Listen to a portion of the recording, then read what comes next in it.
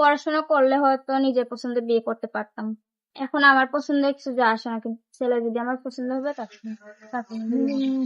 তাকে আপনি বিয়ে করবেন? হুম। মানে আপনার পছন্দে যায় আসে না, ছেলে যদি আপনাকে ভালো লাগে পছন্দ করে প্রস্তাব দেয় আপনি তাকে বিয়ে করবেন।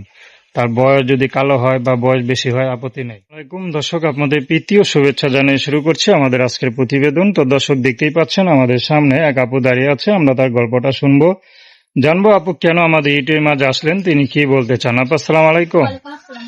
কেমন আছেন? আচ্ছা, কেমন আছেন? নাম কি আপনার? পিয়া। খুব সুন্দর নাম, দেখতে তো খুব সুন্দরী।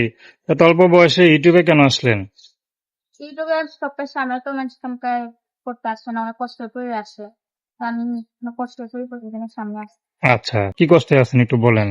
এই যে কষ্ট আসে, মা আছে, ছোট বোন আছে বাসায়, ওদের খাওয়াইতে পারি না। আম্মুটা অনেক কষ্ট, কাজ করতে পারে না, আমাদের খাওয়াইতে পারে না, আমি কাজ করে খাওয়াই। আর প্রতিদিনের সামনে এসে একটা সুন্দর মনের জীবন পাওয়ার জন্য যে আমার পাশে থাকবে, আমার কষ্ট বুঝবে, আমার পাশে থাকবে, আমার মা ছোট বোনের দায়িত্ব নেবে। আচ্ছা, আপনার তো বিয়ে শাদী হয় নাই না? কি করেন আপনি? এই যে কাজ করি একটা দোকানে, সেলাই মেশিনে। পড়াশোনা কত দূর করছেন?